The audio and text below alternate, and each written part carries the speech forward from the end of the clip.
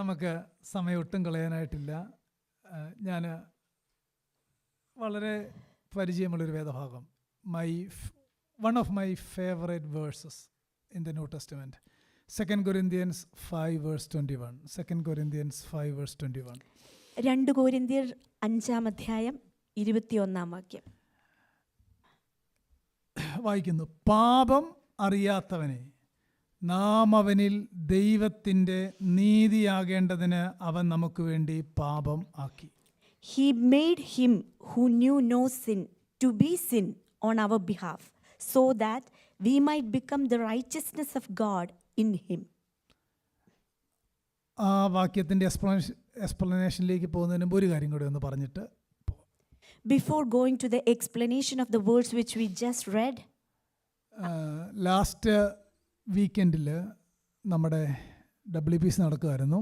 last weekend our WPC held. നമുക്കറിയാം, Bible ക്വിസിന് നമുക്ക് 3rd prize ആണ് കിട്ടിയത്. We all are aware that we received the 3rd place in the Bible quiz competition. അത് മുഴുവൻ നമ്മുടെ ഷീലാൻ്റെയും ജോയിച്ചായനോടെയാണ് അത് കൊണ്ടുവന്നത്. അവർ രണ്ടുപേരും ആണ് അതിനുവേണ്ടി നന്നായിട്ട് ഹാർഡ് വർക്ക് ചെയ്തു. ആ ടെക്നോളജി അവർക്ക് അത്രയും വശമല്ലായിരുന്നു, അല്ലെങ്കിൽ ഉറപ്പായിട്ട് ഫസ്റ്റായിരുന്നു. Both Sheila Mama and Joy Chayan, they worked really hard and brought all the points, and due to the technical difficulties they actually missed a few points, otherwise they would have stood first. Thank you on behalf of church. On behalf of church, we like to extend our thanks to you both. Praise the Lord. Hallelujah. Stotram. ലേഡീസിന് ഷീലാൻ്റെയോട് ചോദിച്ചാൽ Isaiah പഠിപ്പിച്ചു തരും, അതുപോലെ പഠിച്ചിട്ടുണ്ട്. If we can ask our Sheila Mama, she'll teach us at the book of Isaiah. She memorized the whole book of 66 chapters. 15 times വായിച്ചു. 15 times. She told me that she read almost 15 times that book alone. അടുത്ത ചോദ്യത്തിന് ആരും വേണമെങ്കിൽ ഒരു പ്രാവശ്യമെങ്കിലും വായിക്കാത്തവരുണ്ടോ? Let me ask you, at least one time, have you ever finished reading the whole book of chapter Isaiah, the whole chapter, 66 chapters? ജോയിച്ചായനും എനിക്കൊന്ന് 5 times read ചെയ്തെന്നാണ് എന്നോട് പറഞ്ഞ ഓർമ്മ. At least Joy Chayan also read 3 times. That is great. ആ 3 എന്നുള്ളത് വലിയ കാര്യം. ഇവിടെ ഒരു പ്രാവശ്യം പോലും വായിക്കാത്തവരിക്കുമ്പോഴാണ് ഞാൻ 3 പ്രാവശ്യം വായിച്ചത്. He also finished reading the whole book of Isaiah 3 times. That's a great thing. The Gospel of the Old Testament എന്നാണ് ബുക്ക് ഓഫ് ഐസയ വിളിക്കുന്നത്. The Gospel of the Old Testament. അതിനകത്തെ ഏറ്റവും പ്രൈം ചാപ്റ്റർ എന്നുള്ളത് number 53. The Gospel of the Old Testament is what is entitled to the book of Isaiah. Especially the main important chapter in that whole book is chapter 53. New ടെസ്റ്റമെന്റിനകത്ത് prophetical ബുക്കിൽ നിന്ന് ഏറ്റവും അധികം coat ചെയ്തേക്കുന്നത് ഐസയാണ്. Almost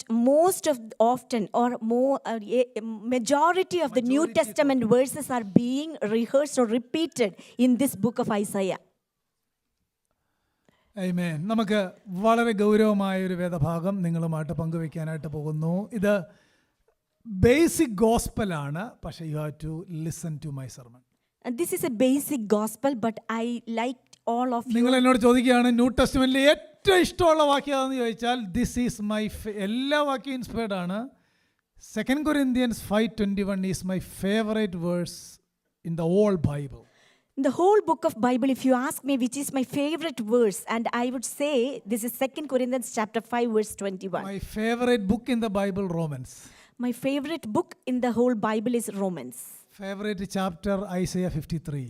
And favorite chapter is Isaiah chapter 53. ഞാൻ അങ്ങനെ പറഞ്ഞത് എന്നാണെന്നറിയാമോ, ഞങ്ങളുടെ ഉപദേശിക്ക് ഇഷ്ടമാണെങ്കിൽ ഒന്ന് വായിച്ചു നോക്കാമെന്ന് തീരുമാനിച്ചു. അങ്ങനെയെങ്കിലും ഒന്ന് വായിച്ചോട്ടെന്ന് ഓർത്താണ്. I mentioned these points because if you think that our pastor likes these chapters or verses, at least in that consideration some of them might read. 6 അധ്യായങ്ങൾ വായിച്ചാലും നിങ്ങൾക്കെല്ലാം അത്രയും ഡെപ്തായ മറ്റു വാക്യങ്ങൾ കണ്ടെത്താൻ പ്രയാസകരമായിരിക്കും. Wherever if you read other than that, it will be difficult to find some certain points. ഞാൻ ആ വാക്യത്തിൻ്റെ വിശദീകരണത്തിലേക്ക് വരുന്നതിന് മുമ്പ് ഒരു ചർച്ച് ഹിസ്റ്ററിയിലെ ഒരു കാര്യം പറഞ്ഞിട്ട് വരാനായിട്ട് പോവുകയാണ്. Let me tell you one of the incidents which happened in the church history before coming back to the verse. നമ്മൾ 13, 14, 15, 16, 17 ആ 5 സെഞ്ച്വറീസ് പഠിക്കുമ്പോൾ ലാറ്റിൻ ലാറ്റിൻ സംസാരിക്കുന്ന ആളുകളാണ് റിഫോർമേഷൻ്റെ വക്താക്കളായിട്ട് മുന്നോട്ട് വന്നത്. Latin speakers. റോമൻ കാത്തോലിക്സ് അവരെ അന്ന് വിളിച്ചുകൊണ്ടിരുന്നത് ലാറ്റിൻ ഫാദേഴ്സ് എന്നാണ്. Latin fathers were the prominent persons during the centuries 13 through 17. They were called as the fathers of Latin theology. Latin fathers. Latin fathers. ലാറ്റിൻ സംസാരിക്കുന്ന വെസ്റ്റിലുള്ള ഫാദേഴ്സ്, ഗ്രീക്ക് സംസാരിക്കുന്ന eastern fathers, അങ്ങനെ രണ്ടായിട്ടാണ് തിരിച്ചിരുന്നത്. Latin fathers from the west and the Greek speaking eastern fathers. അന്ന് Latin സംസാരിക്കുന്ന ആളുകൾ ഗോസ്പല് പ്രസംഗിക്കുമ്പോൾ അവർ കൺസൈസ്ഡ് ആയിട്ടാണ് അന്ന് റോമൻ കത്തോലിസിസത്തിനെതിരെ അത് സ്ക്രിപ്ചർ അല്ല അവർ പറയുന്നത്, അൺബിബ്ലിക്കലാണ്. ഗോസ്പലിനെ അവർ സേവിങ് ഫെയ്ത്തിനെ 3 ലാറ്റിൻ വേർഡിൽ സമ്മറൈസ് ചെയ്യുമായിരുന്നു. They summarized saving faith in 3 Latin words. ഒരാളോട് ചോദിക്കുക അന്നത്തെ പ്രീച്ചേഴ്സിനോട്, എന്താണ് what you mean by saving faith? രക്ഷിക്കുന്ന വിശ്വാസത്തിന്റെ അർത്ഥം എന്താണ്? If we ask one of those fathers what is the meaning of saving faith, saving faith എന്ന് പറഞ്ഞാൽ ഗോസ്പൽ എങ്ങനെയാണ് നിങ്ങൾ കൺവേ ചെയ്യുന്നത്? and how do you convey the message of gospel, that is saving faith? കുഞ്ഞുങ്ങളെല്ലാവരും very അറ്റൻറ്റീവായിട്ട് listen ചെയ്യണം please. Please listen me very attentively. അവർ 3 Latin പദം ഉപയോഗിക്കുമായിരുന്നു. They usually used 3 Latin phrases. ഒന്നാമത്തേത് നൊട്ടിറ്റ്സിയ എന്നൊരു പദമാണ്. നൊട്ടിറ്റ്സിയ. First word is notixia. രണ്ടാമത്തെ പദം അസെൻസസ് എന്നൊരു വേർഡാണ്. അസെൻസസ്. Next verse is ascensus. മൂന്നാമത്തെ വാക്ക് ഫിഡൂസിയ എന്നൊരു വാക്കാണ്. The third verse is fiducia. ഞാനതിനെ ആ 3 പദത്തിന്റെ അർത്ഥം പറഞ്ഞു കഴിയുമ്പോൾ ഗോസ്പൽ എന്താണെന്ന് കേൾക്കുന്ന ആളുകൾക്ക് മനസ്സിലാവും. When I explain the meaning of these 3 phrases, we will all come to an acknowledgement what is pure gospel. നൊട്ടിറ്റ്സിയ എന്ന വാക്കിന്റെ അർത്ഥം you understand the truth of the gospel എന്നാണ് അവർ അർത്ഥമാക്കിയിരുന്നത്. And notixia, the word meaning is understanding the truth of the gospel. ആ നൊട്ടിറ്റ്സിയ എന്ന വാക്കിന്റെ അർത്ഥം the knowledge, the content of what is to be believed, അതാണ് ആ പദത്തിന്റെ അർത്ഥം. The meaning is the content, what is to be believed. അതിനെപ്പറ്റി ഒരു അറിവുണ്ടായിരിക്കണം. We need to have an acknowledgement about that gospel. എന്നിട്ട് അവർ പറയുന്ന വാക്കുകൾ ഇതായിരുന്നു, ഗോഡ് എക്സിസ്റ്റ്. എന്നിട്ട് അവർ എക്സ്പ്ലെയിൻ ചെയ്യുക എന്തൊക്കെയാണ് അറിയേണ്ടത്. What do we need to know? ഒന്നാമത് പറയും God exist. First point they said that God exists. 2, I am sinful. And the second point is I am sinful. And condemned before God. And I am condemned before God. Christ died for my sin.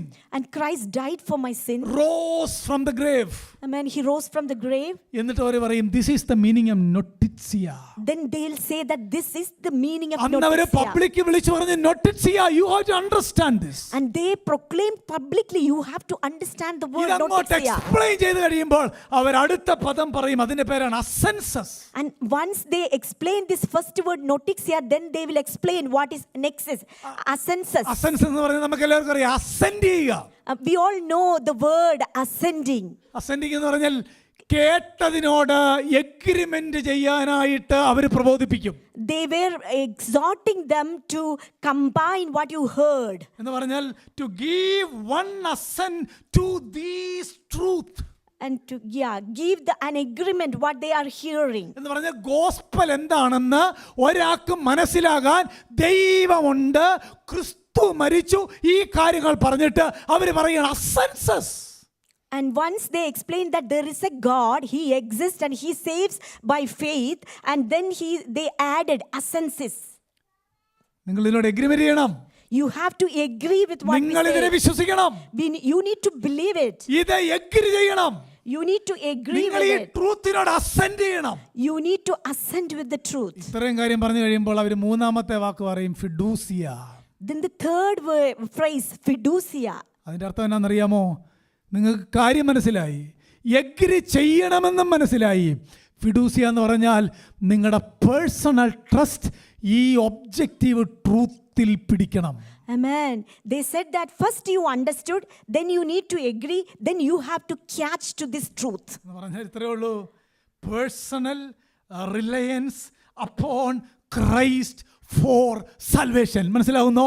ഈ 3 പദങ്ങൾ ഒരിക്കലും ഈ ചർച്ച മറന്നു പോകരുത്. അവരുടെ പ്രസംഗത്തിൻ്റെ outline ഇതായിരുന്നു. 1, നൊട്ടിസിയ, നോളജ് ഉണ്ടായിരിക്കണം. 2, അസെൻസസ്, എഗ്രിമെന്റ് ചെയ്യണം.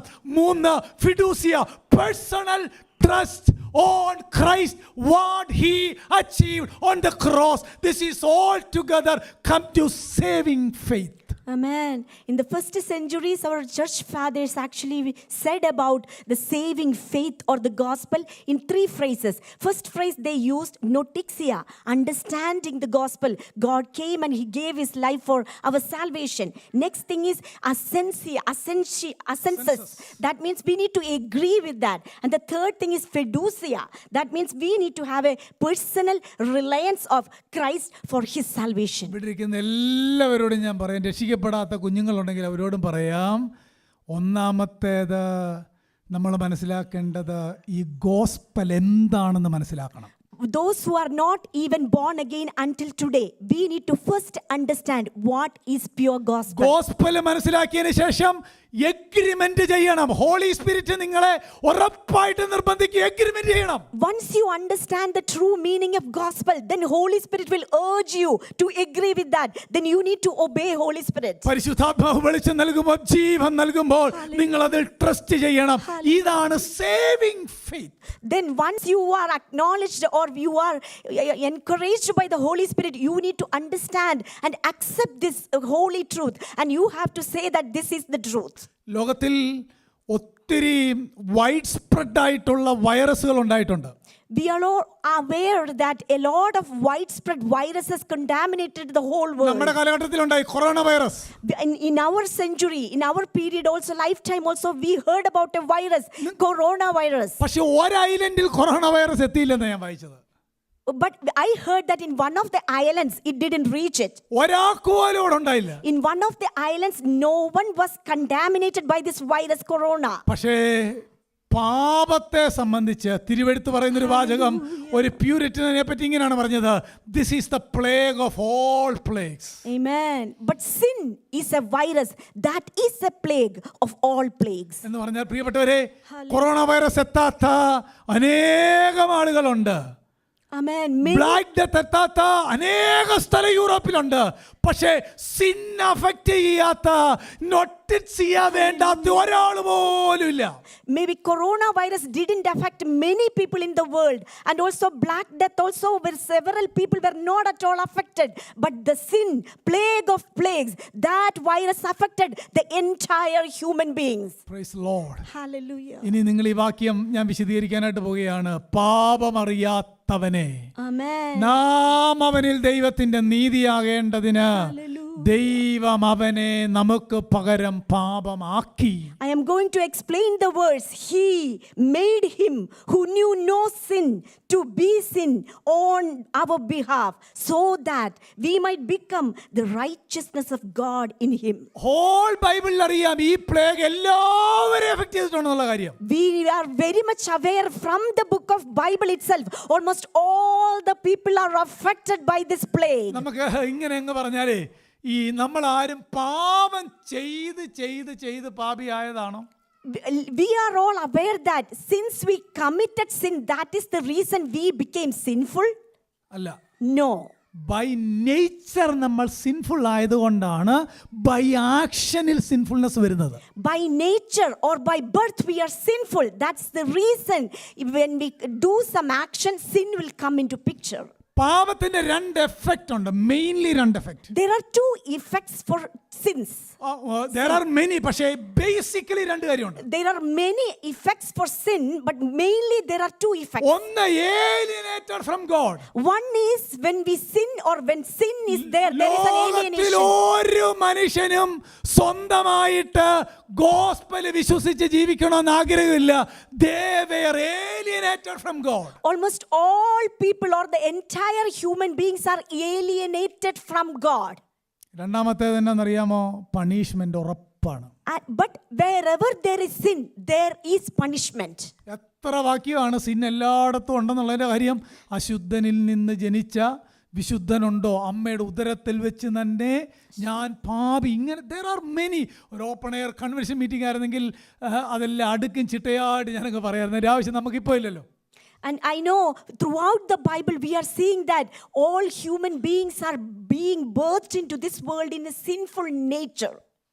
പ്രിയപ്പെട്ടവരെ, ഇനിയും ആ ദൈവത്തെ ഇങ്ങനെ ആ ഒരു condemnation, A plague of condemnation എല്ലായിടത്തും ഉണ്ട്. We are aware that a plague of condemnation, this plague of sin was spreading since the human being's origin. എന്നാൽ ഒറ്റ ക്യൂറിനുള്ള ഒറ്റ വഴിയേ ഉള്ളൂ, അത് ഗോഡ് ദ ഫാദർ ആണ്. But there is only one cure for that sin, that is God. ആ കാര്യം ദൈവം എങ്ങനെയാണ് ചെയ്തത് എന്നതാണ് 2 Corinthians 5:21. How did our God did that solution for the entire human being sinfulness? That is explained in this verse, 2 Corinthians chapter 5 verse 21. ദൈവത്തിന് ആ മനുഷ്യനോട് ക്ഷമിക്കണം. God wants to forgive that sinful man. പക്ഷെ ദൈവം അതേ സമയം തന്നെ റൈച്ചസുമാണ്. But at the same time our God is a righteous God. ഇവിടെയാണ് വലിയ ഡൈലമ ഉള്ളത്. ഗോഡ് ഈസ് ലവ് ആണ് ഒരു സ്ഥലത്ത് ഹി ഈസ് റൈച്ചസ് ആണ്. ഒരു ക്യാരക്ടറിന്റെ മുകളിൽ മറ്റൊരു ക്യാരക്ടർ പറ്റുകയില്ല. പക്ഷെ ഇത് രണ്ടും കൂടെ എങ്ങനെ റിക്കൺസൈൽ ചെയ്യും? But how we can reconcile these two entirely opposite factor? One side he is a righteous and a compassionate father, but the other side he is a consuming fire. പക്ഷേ ഇതെങ്ങനെ reconcile ചെയ്യൂ എന്നതിൻ്റെ ഉത്തരവാണ് 5:21.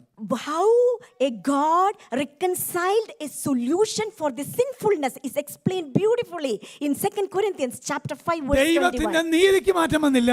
The righteousness of God didn't change. ദൈവത്തിന്റെ സ്നേഹത്തിന് മാറ്റം വന്നില്ല. His love, abundance of love didn't change. ക്രൂശിൽ കാണാം. We can see both of these virtues on cross. ഏറ്റവും സിംപ്ലിഫൈഡ് ആയിട്ട് കൊരിന്ത്യരോട് പറയുകയാണ്, this is the sum and substance of true gospel. The true gospel sum and substance is exemplified or explained very simply in this verse to the church in Corinthians. ഈ reconciliation എങ്ങനെ നടന്നെന്നുള്ള കാര്യം നമ്മൾ എത്ര ആലോചിച്ചാലും മനസ്സിലാകില്ല. In however or whichever way we think how this reconciliation came into effect, it is very hard to understand completely. ഞാനൊരു 4-5 question prepare ചെയ്തിട്ടുണ്ട്. ഒന്ന് display ചെയ്യാമോ? ഒന്ന് PPT ചെയ്യാമോ? I prepared 4-5 questions. I would ask you to actually present in the PowerPoint. യഥാർത്ഥത്തിൽ true gospel എന്നാണെന്ന് അറിയണമെങ്കിൽ ഈ ക്വസ്റ്റ്യൻ ഒന്ന് വായിച്ചു നോക്കണം. If we want to really understand the true gospel, we want to go through these questions. ഞാൻ എപ്പോഴും പറയാറുണ്ട്, കൈ പൊക്കിയത് കൊണ്ട് truly born again ആകുകയില്ല. Many times I explain that if you lift your hand, you are not born again. Alter call കൊണ്ട് രക്ഷിക്കപ്പെടണമെന്നില്ല. It may not be happening a born again experience if you come front. ഒരുവന്റെ അകത്ത് നോട്ടിറ്റ് ചെയ്യുക, ഈ truth മനസ്സിലായാൽ മാത്രമേ അവൻ agreement ചെയ്യാൻ കഴിയത്തുള്ളൂ. മനസ്സിലാവുന്നു? Whenever a person understands the clear meaning of this notixia, then only he can come to an agreement with this truth. പ്രിയപ്പെട്ടവരെ, ഈ ചോദ്യം ഒന്ന് വായിച്ചു നോക്കിയേ. ഇത്രയും കാര്യം, how can God B both just and justifier, ഇതൊന്ന് വായിച്ചു നോക്കിയിട്ട് ഒന്ന് ഉത്തരം കണ്ടെത്താനായിട്ട് നമ്മളെ കൊണ്ട് പറ്റുമോ? Please go through these 5 questions and try to find answer. It is very difficult to find answers to any of these 5 questions which is being displayed on the screen. Holy ഗോഡിന് എങ്ങനെ സിന്നേഴ്സിനോട് ക്ഷമിക്കാൻ പറ്റും? How can a holy and compassionate God can forgive? A righteous God can forgive sinners. ദൈവത്തിനെ എങ്ങനെ satisfy ചെയ്യാനായിട്ട് പറ്റും? How can a God can satisfy a God? ദൈവത്തിൽ നിന്ന് എങ്ങനെ മേഴ്സി നേടാനായിട്ട് പറ്റും? How can we achieve mercy from a holy God? യോഗ്യതയുള്ളവരല്ല. Because we are not deserving righteousness. Praise the Lord. Hallelujah. ഇത്രയും കാര്യം പുത്രന്റെ യാഗമരണത്തിൽ ക്രൂശിൽ മീറ്റ് ചെയ്യായിരുന്നു. All the answers to these questions are being met on that cross of Calvary in the crucifixion. ഈ questions എല്ലാം, this one brief verse answers them all and resolves the seeming paradox of redemption. Amen. Hallelujah. ഇത്രയും ചോദ്യം നിങ്ങൾ not ചെയ്തിട്ട് ഈ വാക്യം ശ്രദ്ധിച്ചു വായിക്കണം. It is there. Amen. Read these 5 questions very carefully and then read 2 Corinthians chapter 5:21. ഒരാള് truly born again ആണെങ്കിൽ, ഞാൻ പറയുന്ന കാര്യം ശ്രദ്ധിച്ചോണം, ഒരാൾ ട്രൂലി ബോൺ അഗെയിൻ ആണെങ്കിൽ അടുത്ത ബൈബിളിലെ കാര്യം അനുസരിക്കണമെന്ന് പ്രത്യേകം നിർബന്ധിക്കേണ്ട കാര്യമില്ല, ഓട്ടോമാറ്റിക്കലി അവൻ അനുസരിക്കും. If a person is truly born again, then nobody wants to compel him to obey the commandment of God. He will automatically agree with the commandments of God. ഇനിയും ആ 5 ചോദ്യത്തിൻ്റെ ഉത്തരം, പാപം അറിയാത്തവനെ നാം അവനിൽ ദൈവത്തിൻ്റെ നീതിയാകേണ്ടതിന് അവൻ നമുക്ക് വേണ്ടി പാപം ആക്കി. We can get the answers of that 5 questions. He made him who knew no sin to be sin on our behalf. ഒരു റെയർ ജുവൽസ് പോലെ ഈ വാക്യം ഇവിടെ കിടക്കുകയാണ്. We can see it's a type of rare jewel. ഇനി നോക്കൂ, ഞാൻ ഇംഗ്ലീഷിലൂടെയാണ് അതിൻ്റെ ഇന്റർപ്രിട്ടേഷൻ കൊണ്ടുപോകുന്നത്. ഒന്നാമത്തെ വാക്യം ഇങ്ങനെ തുടങ്ങുന്നത്, ഹീ മെയ്ഡ്, ഒരു പ്രയോഗം കൊണ്ടോ, he made. We can see he made in English. 2, അവിടുത്തെ ആ വാക്ക് മുന്നോട്ട് പോയാൽ, made him who knew no sin to be sin on our behalf, Amen. so that we might become the righteousness of God in him. ഞാൻ ഈ വാക്യത്തെ ഒന്ന് unpack ചെയ്യാനായിട്ട് പോവുകയാണ് 4 ആയിട്ട്. I'm going to unpack these verses into 4. ഒന്നാമത്തേത് the benefactor. The first point is the benefactor. ബെനഫാക്ടർ എന്ന് പറഞ്ഞാൽ നമുക്ക് ബെനഫിഷ്യറീസ് എന്നൊരു പദം എപ്പോഴും പരിചയമുള്ളൊരു വാക്കാണ്, പൊതുവെ ഇംഗ്ലീഷ് അറിയാത്തവർക്കും അറിയാം. Usually we are all aware of the word beneficiaries. എന്ന് പറഞ്ഞാൽ ആരാണോ റിസീവ് ചെയ്യുന്നത് അവരെയാണ് ബെനഫിഷ്യറീസ് എന്ന് വിളിക്കുന്നത്. Whoever receiving a benefit, that person is called a beneficiary. എന്നാൽ ബെനഫാക്ടർ ആരാന്നറിയാമോ? നൽകുന്നയാളാണ് ബെനഫാക്ടർ. But the benefit, one who is giving the benefit, that person is mentioned as the benefactor. ആദ്യത്തെ 2 word നോക്കിക്കേ, he made. The first 2 words, he made. ആ വാക്യം അല്പം ശ്രദ്ധിച്ച് വായിച്ചാൽ അറിയാം, he made, അവൻ നമുക്ക് വേണ്ടി അങ്ങനെ ആക്കി. ഹീ മെയ്ഡ് എന്ന് പറഞ്ഞാൽ it is talking about God the father. Amen. We can see here he made, that is representing God the Father. അങ്ങനെങ്കിൽ ബെനഫാക്ടർ ആരാന്നറിയാമോ ഈ വാക്യത്തിനകത്തെ? So do we know who is the benefactor over ഈ here? വാക്യത്തിനകത്തെ ബെനഫാക്ടർ, ഈ ചോദ്യങ്ങളുടെ ഉത്തരം ആരാണ് നൽകുന്നതെന്ന് ചോദിച്ചാൽ, he made God the father. And man, the answer to those questions, and we can see here, he made, the benefactor here is God the Father. അല്പം കൂടെ പറഞ്ഞാൽ, reconciliation is the plan of God and God alone. Amen. Or let me explain. Reconciliation is the plan of God and God alone. ഒരു സിന്നേഴ്സിനും അവരുടെ പ്രവൃത്തി കൊണ്ട് പ്രസാദിപ്പിക്കാൻ കഴിയത്തില്ല. Reconciliation ദൈവത്തിന്റെ plan മാത്രമാണ്. He made. Nobody can reconcile their own sins. No one can do it. But the benefactor here, the reconciliation happened by God the Father. ഒരു സിന്നറിന് he cannot purify himself. ഒരിക്കലും സ്വന്തമായിട്ട് പ്യൂരിഫൈ ചെയ്യാൻ പറ്റത്തില്ല. One sinner cannot purify himself. നിരവധി വാക്യം തിരുവെഴുത്തിനകത്ത്. We can get several അങ്ങനെ evidences. ആർക്കെങ്കിലും purify ചെയ്യാൻ പറ്റുമായിരുന്നെങ്കിൽ ഇസ്രായേലിനായിരുന്നു, അല്ലേ? If anyone can purify themselves, then that privilege will go through Israelites. നിങ്ങൾ റോമൻസ് 10:1-3 വായിച്ചാൽ മതി. അത്രയും പ്രിവിലേജ് ഉള്ള ഒരാൾ പോലും ആകാശത്തിന് കീഴിൽ ഉണ്ടായിട്ടില്ല. We can see the privileges of Israelites in Romans chapter 10. 1-3. അവർക്ക് പ്രോമിസസ് ഉണ്ട്, ക്രൈസ്റ്റ് ഉണ്ട്, ലോ ഉണ്ട്. They have every resources. They have every resources for the Israel. That group. Yeah, that group has every resources they could have acclaimed to. അവർക്ക് workout ചെയ്ത് നേടാമായിരുന്നെങ്കിൽ juice മാത്രമേ പറ്റത്തുള്ളായിരുന്നു. If anybody can work out their own salvation, then we could have said that only that category, only Jews could have done that. പ്രിയപ്പെട്ടവരെ, എന്നാൽ ഈ വാക്യം he made, God the father made. But this verse, he made, God the Father did. എങ്ങനെയാ made ചെയ്തത്? How did he do this കാരണം reconciliation? ത്രിയേക ദൈവത്തിന് മാത്രമേ അറിയത്തുള്ളൂ ഇതെങ്ങനെ reconcile ചെയ്യാമെന്നുള്ളത്. Only the triune God is aware how he can do the reconciliation. Atonement എങ്ങനെ നടക്കണമെന്ന് ഗോഡ് ദ ഫാദറിനെ അറിയുള്ളൂ. Atonement is only purposed and planned by God the Father. പ്രൊപ്പീസിയേഷൻ എങ്ങനെ നടക്കണമെന്ന് ട്രൈ ട്രൈയൂൺ ഗോഡിന് മാത്രമേ അറിയത്തുള്ളൂ. Propitiation, how it could be done by only known by triune God. ദൈവത്തിന്റെ റാത്തിനെ എങ്ങനെ satisfy ചെയ്യാം എന്ന് ത്രിയേക ദൈവത്തിന് മാത്രമേ അറിയത്തുള്ളൂ. The triune God is only aware about how to face the wrath of God. Man's work based religion കൊണ്ട് ആ റാത്തിനെ സാറ്റിസ്ഫൈ ചെയ്യാമായിരുന്നെങ്കിൽ ജൂസിന് മാത്രമേ ചെയ്യാൻ കഴിയത്തുള്ളായിരുന്നു. Work-based salvation, or if we can please God by our work, only a category Jews could have done ഇവിടെയാണ് ആ that. വാക്യത്തിന്റെ പ്രസക്തി. He made. And there is the importance we can see. God the Father made it. ദൈവത്തിനല്ലാതെ വേറെ ആർക്കും ഇതിനൊരു പരിഹാരം കണ്ടെത്താൻ കഴിയത്തില്ല. He made. No one ever could have found a solution for this reconciliation. Only God the Father did it. നമ്മൾ ചിന്തിക്കുന്നത് യേശുവിനെ ക്രൂശിൽ തറച്ചത് അവിടുത്തെ ആൾക്കാരെല്ലാം കൂടെയാണെന്ന്, അല്ലേ? We are thinking that our Lord Jesus was crucified by the people over there. Though they did, but they are not. Though they have done that process, but they haven't done. അവരല്ല ചെയ്തത്, അല്ലേ? They didn't do it. Pilot അല്ല ആ കാര്യം ചെയ്തത്. Though he did it. Though Pilate gave the command, he was not the one who did it. അവിടുത്തെ പാരസീസും സദൂസീസും അല്ല ചെയ്തത്. Though they did it. Though Pharisees and Sadducees did something, but they haven't done that. അവര് ചെയ്തതിന്റെ ഉത്തരവാദിത്തം അവര് responsible ആണെങ്കിലും ultimate ആയിട്ട് God the father is behind everything. Amen. He made. And even though they did certain actions on that body of Jesus Christ, still God the Father allowed them to do that things. അതുകൊണ്ടല്ലേ പീറ്ററിന്റെ first sermon, day of പെന്തക്കോസ്റ്റിലെ first സർമന്റെ വാക്യം നിങ്ങൾ ഓർക്കുന്നോ? ജോയലിന്റെ പുസ്തകത്തിൽ അല്ലാതെ മറ്റൊരു വാക്യം പീറ്റർ പറയുന്നുണ്ട്. ഇങ്ങനെ ചാപ്റ്റർ 2 വേഴ്സ് 23 ഇങ്ങനെ പറയുന്നേ, ദൈവത്തിൻ്റെ സ്ഥിര നിർണയത്താലും മുന്നറിവിനാലും, ഇങ്ങനെയാണ് വാക്യം.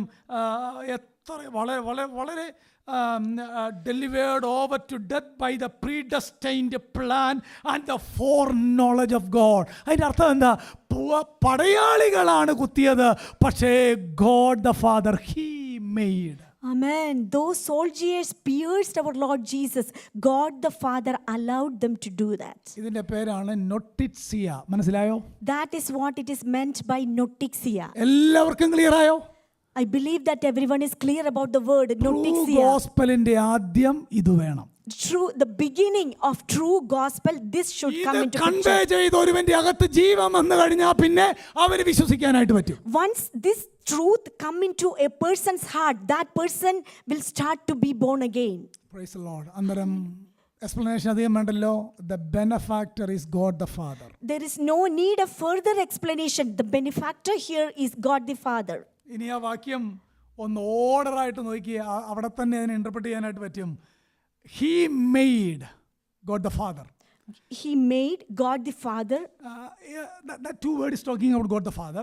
That two words speaking about God the Father. Him who knew no sin.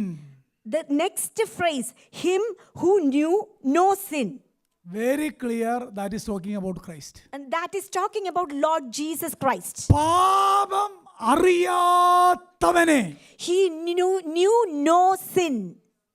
അങ്ങനെ വേറൊരാളെ പറ്റി എവിടെയെങ്കിലും വായിച്ചിട്ടുണ്ടോ? Are we ever read anywhere else there is a person who knew no sin? പാപം അറിയാത്തവനായിട്ട് ഒരുവൻ മാത്രമേ ഉള്ളൂ. That is Christ and Christ alone. Only one person who is sinless, that is Christ and Christ alone. God the Father is the benefactor. God the Son is the substitute. Amen. God the Father is the benefactor over here, and God the Son is the substitute for us. 1 Kings 8:46 ഞാൻ recently കണ്ടൊരു വാക്യമാണ് കേട്ടോ. 1 Kings 8:46. അതിൻ്റെ അർത്ഥം ഞാൻ നേരത്തെ വായിച്ചിട്ടില്ലെന്നല്ല, recently I notice that verse. 1 Kings chapter 8 verse 46. ഇങ്ങനെ വായിക്കുന്നത്, for there is no man who does not sin. പാപം ചെയ്യാത്ത 1 Kings 8:46. പാപം ചെയ്യാത്ത മനുഷ്യനില്ലല്ലോ. ആ ഒരൊറ്റ വാക്യം മാത്രം പോരെ. He made him who knew no sin. Amen. അങ്ങനെ We can ലോകത്തിൽ ഒരു മനുഷ്യനെ പറ്റിയല്ല അത് പറഞ്ഞേക്കുന്നത്. It is talking about Christ. Amen. We can see very clearly in the book of Bible also gave us an evidence that in the book of 1 Kings chapter 8 verse 46, there is no man who does not sin. So here we can see who knew no sin is talking clearly about our Lord Jesus Christ. നൊട്ടിസിയയിലേക്ക് വരുന്ന അതിൻ്റെ എക്സ്പ്ലനേഷനേ ഉള്ളൂ കേട്ടോ, ബാക്കിയെല്ലാം പെട്ടെന്ന് തരും. And Notixia, I am coming to that point. കർത്താവിൻ്റെ ജനനം നമുക്കറിയാം. കർത്താവിൻ്റെ ജനനം നമുക്കറിയാം. We are all aware of the birth of Jesus. Holy സ്പിരിറ്റിനാലാണ് കൺസീവ്ഡ് ആകുന്നത്. Mary was conceived by the Holy Spirit. God man ആയിരുന്നു, god man. He is a God man. പ്രിയപ്പെട്ടവരെ, യേശുവിൻ്റെ ജീവിതവും സിൻലെസ് ആയിരുന്നു. We are aware that his life was also sinless. ഈ Martin ലൂതറിനോട് അന്നത്തെ cardinals ചോദിച്ചൊരു കാര്യമുണ്ട്. ഞങ്ങൾക്ക് റൈച്ചസ് ആയിട്ടുള്ള ഫാദേഴ്സിൻ്റെ മെറിറ്റ് ഉണ്ട് സ്വർഗത്തിൽ പോകാനെന്ന് പറഞ്ഞു. Martin Luther was told by the church, a group of people, cardinals, told them that we have the merit to go to heaven. ഞങ്ങൾക്ക് ഒത്തിരി സെയിൻസിന്റെ മെറിറ്റ് Oh, ഉണ്ട്. we are received a lot of merits from the saints. അതുകൊണ്ട് ഞങ്ങൾക്ക് സ്വർഗത്തിൽ പോകാനായിട്ട് So പറ്റും. it is easy for us to go to heaven. അന്നേരം Luther പറഞ്ഞ എന്നാണെന്നറിയാമോ? Then Martin Luther replied to those ഞങ്ങൾക്ക് men, ഒരു സെയിൻസിന്റെ മെറിറ്റ് വേണ്ട. we do not need any merits of any saints. ഞങ്ങളുടെ കർത്താവിന്റെ സിൻലെസ് ലൈഫിൽ സഫിഷ്യന്റ് മെറിറ്റ് ഉണ്ടെന്നാ പറഞ്ഞത്. Our sinless life of our Lord Jesus Christ is sufficient for us. പ്രിയപ്പെട്ടവരെ, കർത്താവ് നമുക്ക് വേണ്ടി മരിക്കുക മാത്രമല്ല ചെയ്തത്, സിൻലെസ് ലൈഫ് നയിച്ചു. അതുകൊണ്ട് ഒരു വിശുദ്ധന്റെയും മെറിറ്റ് വേണ്ട. He is sufficient enough to save you. Amen. The sinless life of Jesus Christ is sufficient for us. Old ടെസ്റ്റമെന്റിലെ യാഗം സ്പോട്ട്ലെസ് ലാമ്പായിരിക്കണം. Same with Christ. Amen. Old Testament we can see the consecration and the sacrifice should be sinless unblemished and ആയിരിക്കണം. unblemished and pure. Add unblemished ആയിരിക്കണം. That sacrifice should be pure, holy and unblemished. അതിന്റെ പേരാണ് ഇംപെക്കബിലിറ്റി എന്ന് പറയും. ഇംപെക്കബിലിറ്റി. And usually we say in English impeccable. നമുക്ക് ഈ ലോകത്തിൽ ഒരാളെ പറ്റി അങ്ങനെ പറയാമെങ്കിൽ impeccable ആരാണുള്ളേ?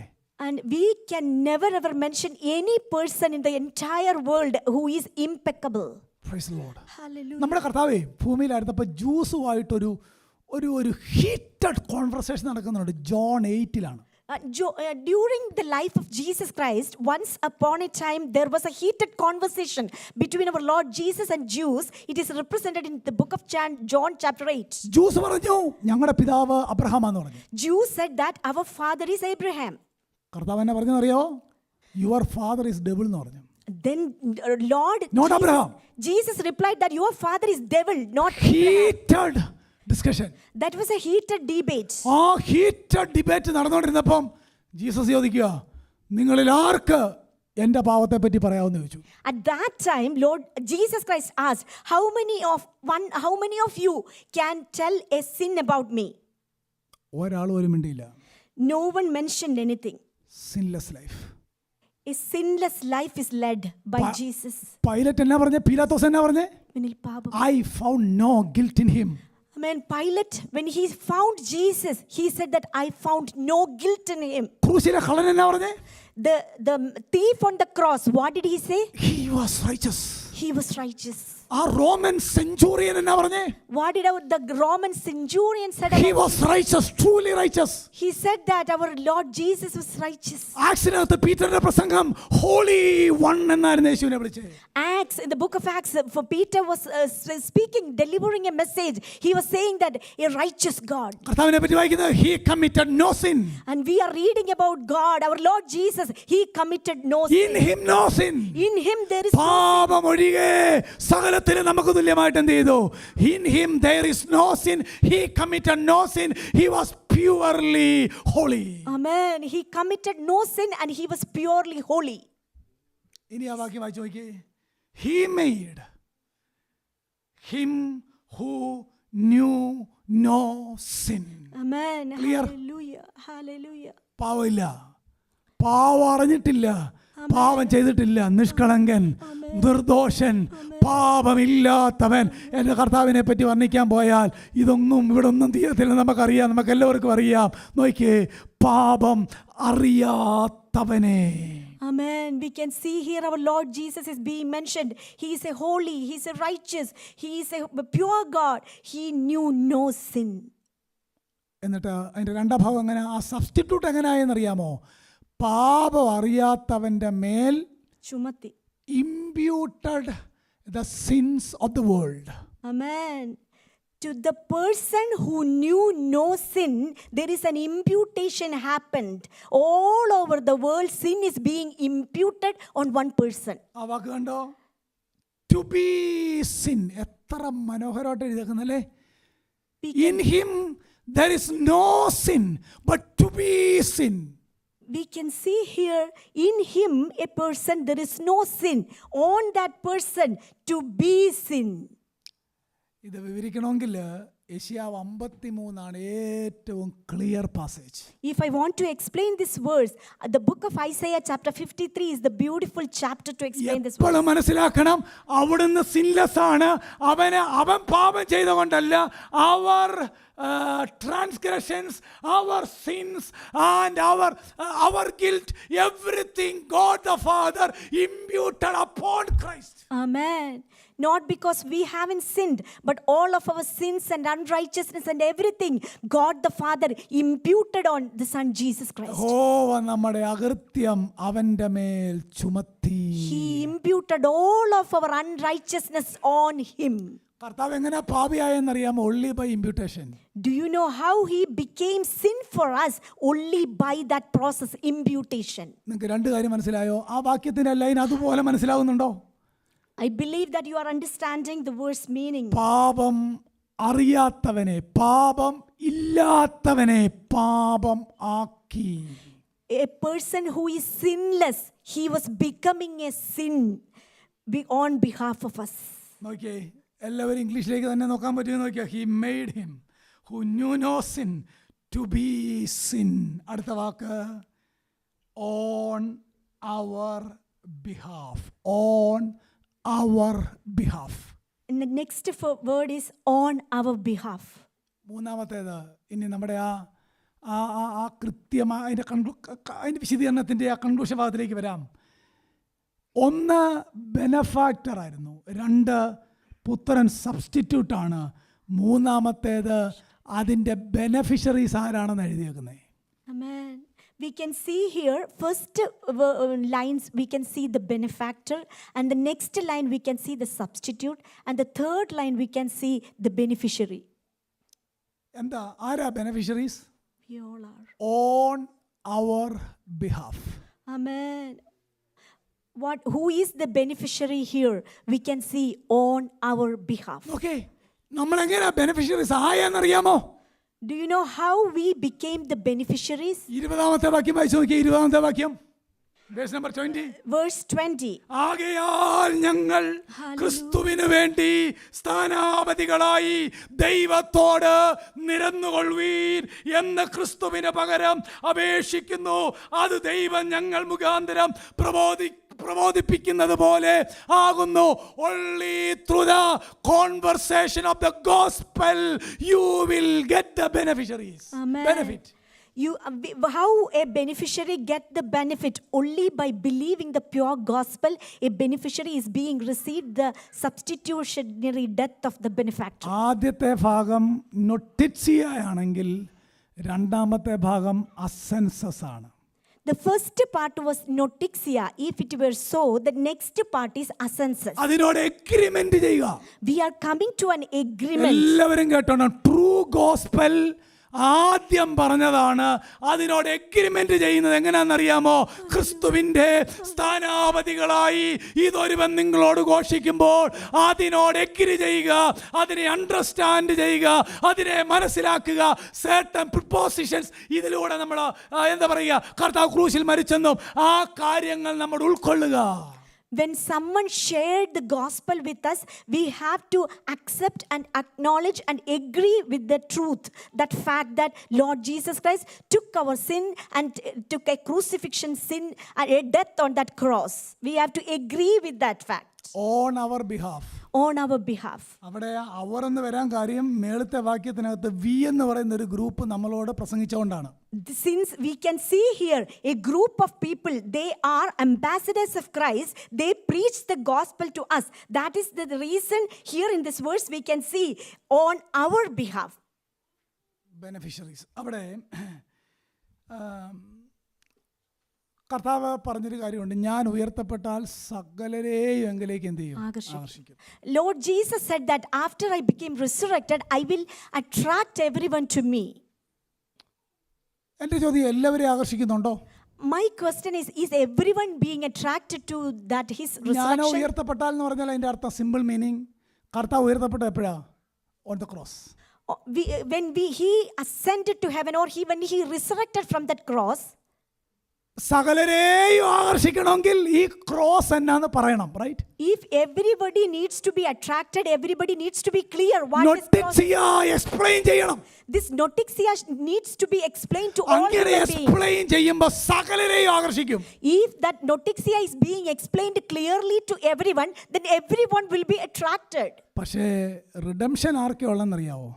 But do you know who get the redemption? Agreement ചെയ്യുന്നവർക്ക് മാത്രമേ ഉള്ളൂ. Those who agree with the truth. Personal trust ഇടുന്നവർക്ക് മാത്രമേ ഉള്ളൂ.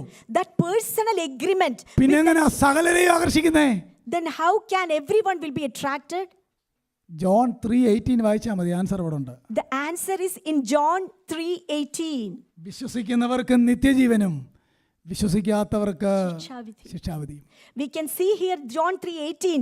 Those who believe, they will be receive the salvation, and those who do not believe, they will get the righteous judgment. Calvary ക്രൂശിന്റെ effect വിശ്വസിക്കുന്നവർക്ക് മാത്രമേ ഉള്ളൂ. The effect of the cross of Calvary will be beneficial for those who believe. Gospel പറഞ്ഞിട്ട് reject ചെയ്യുന്നവന്റെ പണിഷ്മെന്റിന്റെ reason എന്താണെന്നറിയാമോ? You rejected the Christ on the cross. ഒരുവൻ നരകത്തിലേക്ക് പോകുന്നത് അവൻ ചെയ്യുന്ന പാപം മാത്രമല്ല, അതിന്റെ മൂലകാരണം എന്താണെന്നറിയാമോ? He rejected Christ. A person, if he goes to hell, heading to hell, the reason is not only after they hearing the truth, they rejected the gospel, or they rejected the resurrection of Christ Jesus Christ. On our behalf. On our behalf. പ്രിയപ്പെട്ടവരെ, എത്ര അനുഗ്രഹിക്കപ്പെട്ട നിലയിലാണ് ആ പദങ്ങൾ പരിശുദ്ധാത്മാവ് എഴുതിയേക്കുന്നത് കണ്ടോ? How beautifully Holy Spirit written all these verses in such a beautiful order. വാക്കുകളെ അധികം മുന്നോട്ട് പോകാൻ നിർത്തണമെന്നാണ് എൻ്റെ ആഗ്രഹം. നോക്കിയേ, ഇവിടെ അടുത്ത വാക്ക്, അതിൻ്റെ കണക്ഷൻ നോക്കണം. He made him who knew no sin to be sin on our behalf, so that. And we can see there is a connection. He made him who knew no sin to be sin on our behalf, so that. That is a purpose clause. That is a purposeful clause over there. The first part is talking about God the Father. The first part is speaking about God the Father. The second part is talking about God the Son. And second part is talking about God the the Son. third part is talking about one who believe on Christ. And the third part is talking about who believe in Christ. നാലാമത്തെ ഭാഗം എന്നാന്നറിയാമോ വാക്യത്തിന്റെ? the benefit of the cross. Amen. The fourth point is the benefit of the cross. അവസാനത്തെ line വായിച്ചാൽ മതി. നാം അവനിൽ ദൈവത്തിന്റെ നീതി ആകേണ്ടതിന്. That is the benefit of the cross. The benefit of the cross is represented in the last line, so that we might become the righteousness of God in him. എൻ്റെ പ്രിയപ്പെട്ടവരെ, പരിശുദ്ധാത്മാവ് ആ വാക്യത്തെ എഴുതിയത് കണ്ടോ എത്ര മനോഹരമായിട്ടാണെന്ന്? How beautifully Holy Spirit wrote these verses. ദൈവത്തിൻ്റെ നീതി. ഇവിടെ ഇരിക്കുന്ന എല്ലാവരോടും പറയാം, ഇതാണ് ദൈവത്തിൻ്റെ പുത്രൻ്റെ യാഗമരണത്തിലൂടെ നമുക്ക് ലഭിച്ചത്. This is the benefit we all received by the crucifixion of our from the Father through the Son. എല്ലാവർക്കും നോട്ടിസിയ മനസ്സിലായോ? I believe everyone understand the meaning of noticia. ഇതാണ് പ്രസംഗിച്ചത്, നോട്ടിസിയ. That early centuries. അവരുടെ പ്രസംഗത്തിന്റെ ആദ്യത്തെ ഹെഡിങ് ഇതായിരുന്നു, this is the first essential point of saving faith, notitia. This is the first foremost essential point of saving faith, notitia. ഇവിടെ ഈ ഒരു വാക്യം മാത്രം എടുത്താൽ എനിക്ക് എൻ്റെ വിശദീകരണം നൽകാനായിട്ട് കഴിയത്തില്ല. Hallelujah. എങ്ങനെയാണ് പുത്ര സബ്സ്റ്റിറ്റ്യൂട്ട് ആയത്, എങ്ങനെയാണ് ഞാൻ ബെനഫിഷ്യറീസ് ആയത്, എനിക്ക് കിട്ടിയത് എന്താണെന്നറിയാമോ? ഇത് റൈച്ചസ്നെസ് ഓഫ് ഗോഡ്. അതാണ് അതിൻ്റെ അർത്ഥം. And what benefit I received? I received the righteousness of God. നമ്മൾ പാടുന്നൊരു പാട്ടില്ലേ, ദൈവകോപത്തിയിൽ വെന്തിരിഞ്ഞവനായി രക്ഷകൻ ജീവിക്കുന്നു. എന്താ ക്രൂശിൽ നടന്നതെന്നറിയാമോ? നരകം എത്ര കഠിനമാണെന്നറിയാൻ ക്രൂശിനെ നോക്കിയാൽ മതി. If we want to understand the danger situation of hell, we need to look at the cross.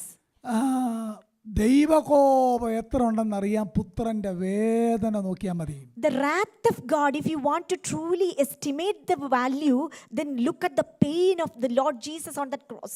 ആ പാപത്തിന്റെ ഇമ്പ്യൂട്ടേഷന്റെ കനം അറിയണമെങ്കിൽ പുത്രന്റെ കരച്ചിൽ നോക്കിയാൽ മതി. എൻ്റെ ദൈവമേ, എൻ്റെ ദൈവമേ, നീ എന്നെ കൈവിട്ടതെന്ത്? അതാണ് അതിൻ്റെ വെയിറ്റ് എന്നുള്ളത്, പാപഭാരം. The weight of the sin, if you want to understand the depth and the weight of the sin, we can see the loud cry on that cross of Calvary by our Lord Jesus Christ. എന്താ benefit? What is the benefit? വിശ്വസിക്കുന്നവർക്ക് ആ നീതി കണക്കിടുന്നു. Those who believe, they will become righteous. പിന്നെ God the father എന്നെ നോക്കുന്ന എങ്ങനെയാണെന്നറിയാമോ? Through Christ. Then God the Father is looking at me. How did he look at me? Through the Son Jesus Christ. ഇന്നും ഞാൻ രക്ഷയിൽ നിൽക്കാൻ കാര്യം എന്നാണെന്നറിയാമോ? If I want to stand in that position of എനിക്ക് വേണ്ടി righteousness, ഇന്നും അവിടെ നിന്ന് ഇന്റർസീഡ് ചെയ്യുന്നത് കൊണ്ടാണ്. every day a son is interceding on behalf of me to നമുക്ക് the Father. രണ്ട് ഇന്റർസെസേഴ്സ് ആണുള്ളത്. We all have two ഒന്ന് intercessors. ഗോഡ് ദ സൺ, രണ്ട് God the Holy Spirit. Two intercessors are existing for each one of us, God the Son and God the Holy Spirit. സങ്കീർത്തനത്തിൽ മനോഹരമായ ഒരു വാക്യമുണ്ട്, വലത്തോട്ട് നോക്കി എന്നെ.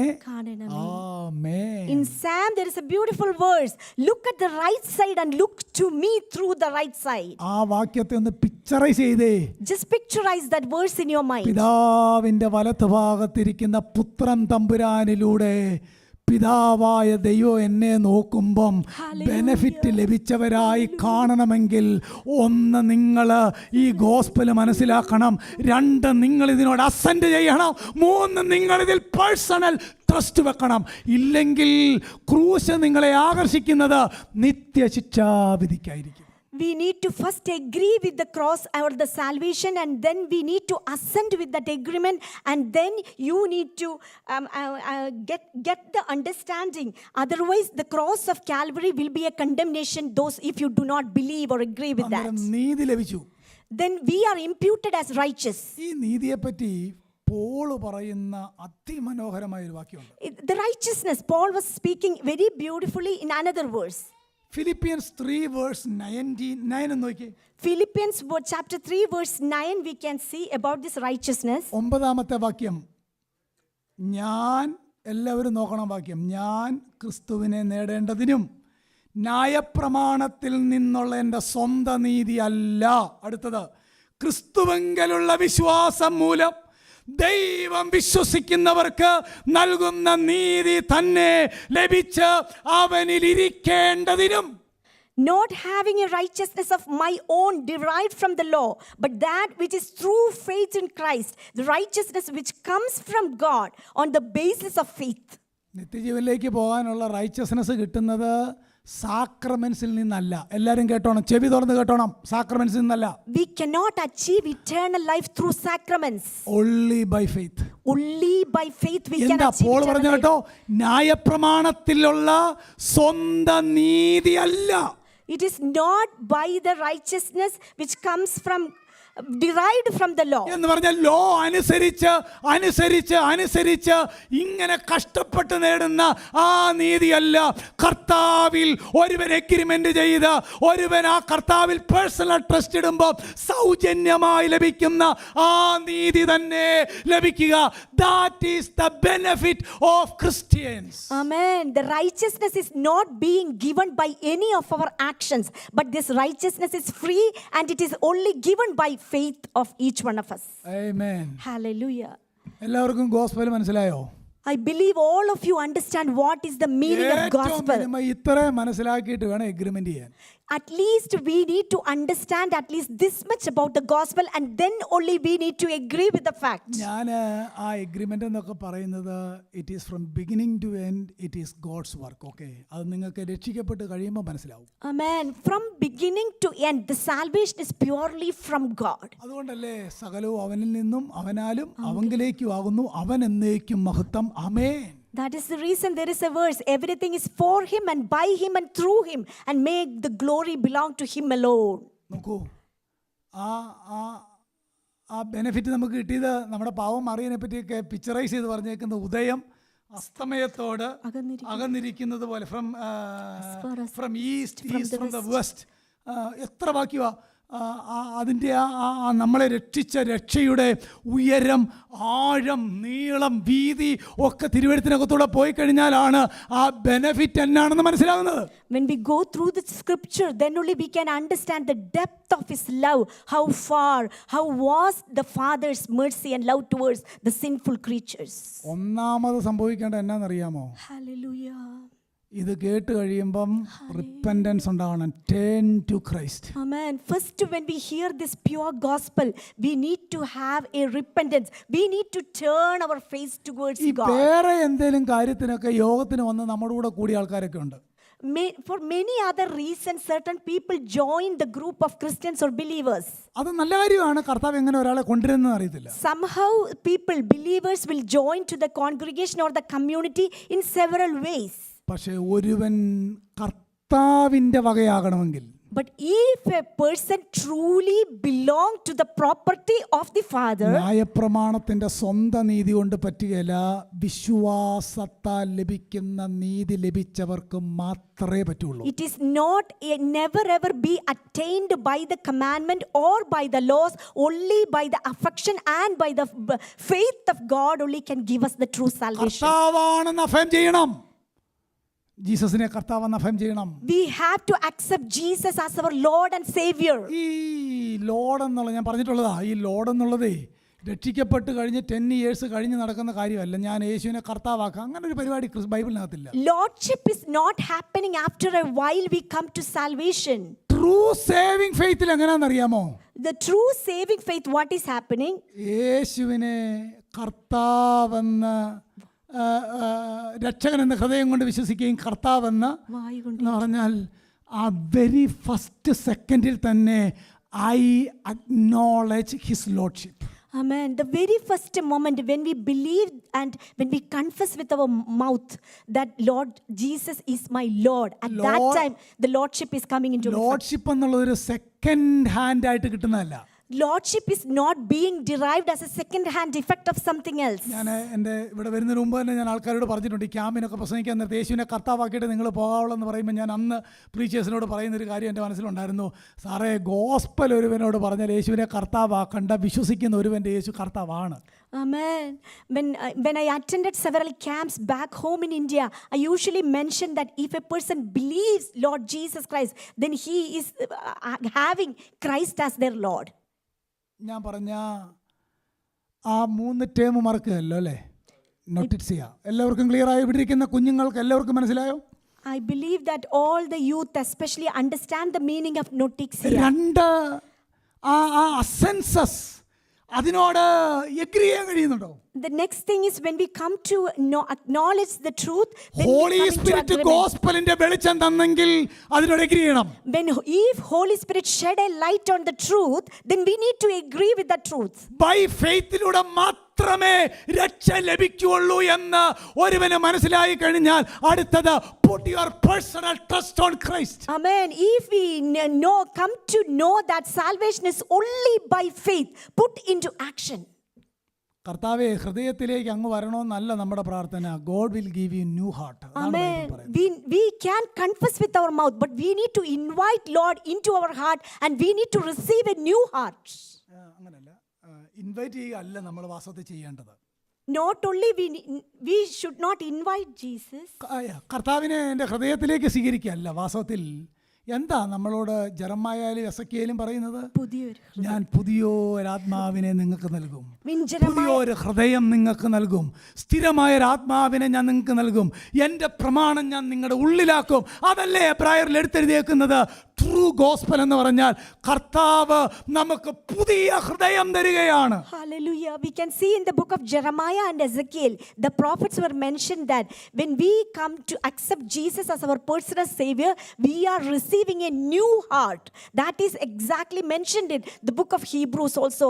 We will have a new heart and a new mind when we come into salvation. അതാണ് Paul പറഞ്ഞത്, സകലതും പുതുതായിട്ട് എന്ത് ചെയ്തേക്കുക, തീർന്നേക്കുക.